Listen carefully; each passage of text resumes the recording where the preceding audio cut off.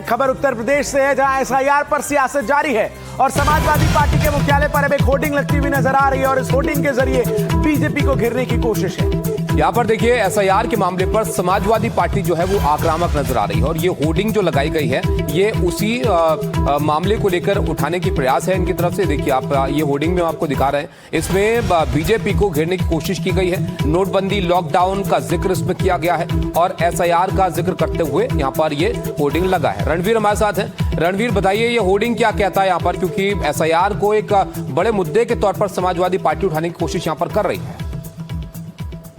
देखिए एसआईआर वो मुद्दा है जो इस वक्त समाजवादी पार्टी के लिए सबसे बड़ा प्राथमिकता का मुद्दा है और इस वक्त समाजवादी पार्टी एक स्मार्ट गेम खेल रही है।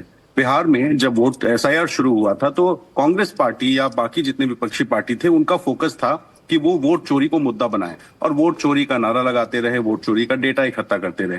लेकिन अगर उत्तर प्रदेश की बात करें तो अखिलेश यादव एक स्मार्ट गेम खेल रहे हैं। एक तरफ वो वोट चोरी का आरोप भी लगा रहे हैं और दूसरी तरफ वोट बचाने के लिए अपने पीडीए प्रहरियों को बूथ लेवल पर उतार दिया है, क्योंकि वो जो पीडीए प्रहरी है वो छोटे छोटे मोहल्लों के जानते हैं कि उनका कार्डर वोट क्या है और ऐसे में ऐसे लोगों का कोई वोट ना कटवा पाए, तो ये कोशिश है। तो एसआईआर में किस तरह से अपने वोटर्स का वोट बचाया जाए और साथ साथ वोट चोरी का आरोप लगाया जाए, ये अखिलेश यादव कर रहे हैं। कल अखिलेश फतेहपुर पहुंचे थे और फतेहपुर में उन्होंने साफ कहा कि यह यहाँ जानबूझकर वोट काटने की कोशिश हो रही है। 3 करोड़ वोट काटने का आरोप लगा रहे हैं। तो इस तरह से एसआईआर को एक मुद्दा भी बनाना और एसआईआर की प्रक्रिया में अपना वोट बचाना, ये दोनों काम समाजवादी पार्टी करती दिखाई दे रही है। बिल्कुल रणवीर, आप रहेगा हमारे साथ। तो देखिए एक तरफ एसआईआर का मुद्दा है, उधर बीएलओ के ऊपर ज्यादा दबाव पड़ रहा है, ये तमाम चीजें भी यहाँ पर समाजवादी पार्टी कह रही है। उधर देखिए एसआईआर के मुद्दे पर अखिलेश यादव क्या कुछ कह रहे हैं वो भी जरा आपको यहाँ पर बता देते हैं। एसआईआर के बहाने लोग आरक्षण छीन लेंगे, ये अखिलेश यादव यहाँ पर कह रहे हैं। ये नौकरी और आपके अधिकार छीन लेंगे और एसआईआर अधिकारों की छीनने की साजिश है, ये अखिलेश का यहाँ पर कहना है और इसको कहते हुए वो इस मुद्दे को उठा भी रहे हैं और इससे निशाना भी यहाँ पर सरकार पर साध है। महंगाई, बेरोजगारी चरम सीमा पर है। अखिलेश यादव इसका भी जिक्र करते हुए एसआईआर को लेकर जो बात अब वो कह रहे हैं उसको कह रहे हैं कि आरक्षण छीनने के लिए पूरी प्रक्रिया जो है वो की जा रही है। मैं सीधा रणवीर का एक बार फिर से रुख करता हूं। पहले रणवीर आपके पास आए, उससे पहले जरा सुनवा देते एक बार अखिलेश यादव ने क्या कहा।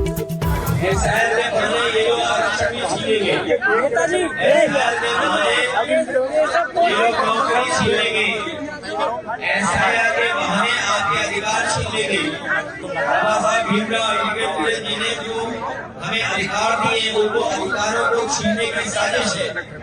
ये दलित भाई है, पिछड़े हैं, अल्पसंख्यक हैं, आदिवासी भाई हैं, उनको बाबा साहब भीमराव अम्बेडकर जी के माध्यम से जो अधिकार मिले उसको छीनने की तैयारी है शायद के बहाने। तो अखिलेश यादव को आपने सुना। वहीं उत्तर प्रदेश में चुनाव के 1.25 साल पहले अखिलेश बनाम योगी की लड़ाई लगातार तेज होती जा रही है। कल अखिलेश यादव एसआईआर और वोट चोरी से भी एक कदम आगे बढ़ते हुए 6 नए हथियार निकाल लाए। क्या अखिलेश ने कहा यह देखना बहुत यहां पर जरूरी है, क्योंकि बढ़ चढ़कर इस तरह के मुद्दों को लेकर वो यहां पर मुखर नजर आ रही है। रिपोर्ट जरा आप देखिए, आपको समझ में आएगा कि यूपी की सियासत में इन दिनों क्या चल रहा है।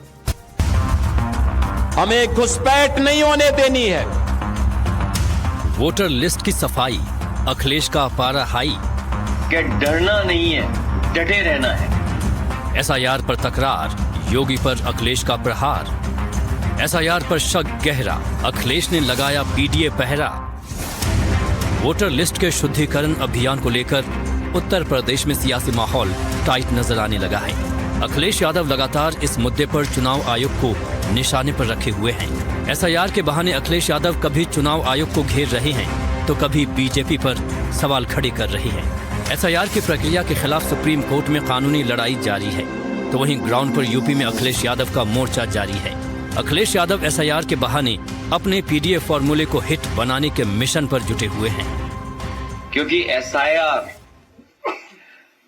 पीडीए प्रहरी बनाने का हमारा मकसद यही था कि एक भी जगह पर समाजवादी पार्टी का आम लोगों का वोट वोटर लिस्ट में आ जाए, कट ना पाए। इसलिए हम लोगों ने संकल्प लिया है कि डरना नहीं है, डटे रहना है। हमें घुसपैठ नहीं होने देनी है, घुसपैठियों को नहीं आने देना है।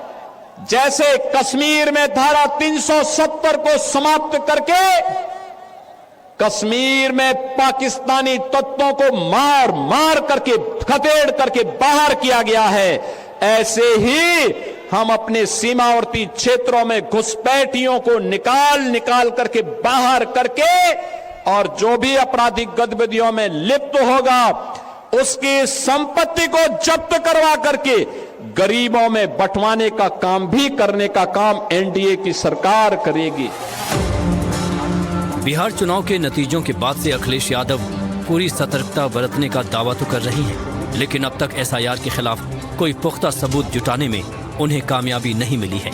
तो वहीं संसद के शीतकालीन सत्र से पहले पूरा विपक्ष एसआईआर को बड़ा मुद्दा बनाने की कोशिश में जुटा है। खासतौर से राहुल गांधी, ममता बनर्जी और अखिलेश यादव की तिकड़ी एसआईआर पर लगातार सवालों की बौछार कर रही है।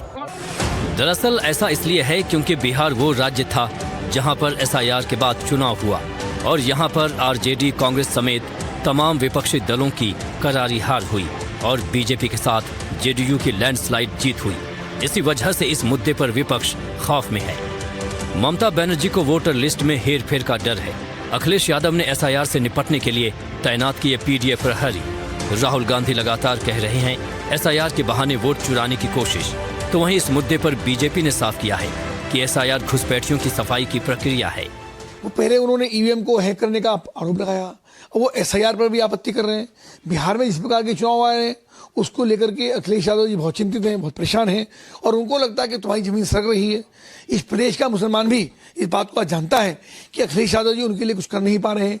उनके शिक्षा के क्षेत्र में, उनकी नौकरी के क्षेत्र में, उनको संवैधानिक अधिकार दिलवाने के क्षेत्र में जब उनको सरकार में रहने का मौका मिला वो कुछ नहीं पड़ रहा है। अखिलेश यादव को आईना दिखाने का काम मध्य प्रदेश की पूर्व मुख्यमंत्री और बीजेपी की फायर ब्रांड नेता उमा भारती भी कर चुकी हैं। एसआईआर के मुद्दे पर उमा भारती ने भी साफ किया है कि अखिलेश यादव का हाल भी तेजस्वी यादव जैसा होने वाला है। इसी वजह से वो घबरा रही हैं। उनको बिहार में जैसा अपना हाल होते दिखाई लग रहा है, क्योंकि उत्तर प्रदेश में अभी भी बहुत बड़ी संख्या में फर्जी वोटर हैं जिनकी ठीक से पहचान नहीं हो पाई, जो अखिलेश यादव के जमाने पे और मायावती के जमाने पर जोड़े गए हैं। अब वो सब साफ होंगे। बिहार जैसा तेजस्वी का हाल हुआ वो अखिलेश का होना है। वो डर के कारण मुसर का विरोध कर रहे हैं। हालांकि अखिलेश यादव अब भी दावा कर रहे हैं कि बिहार में तेजस्वी यादव पर जनता ने भरोसा दिखाया है।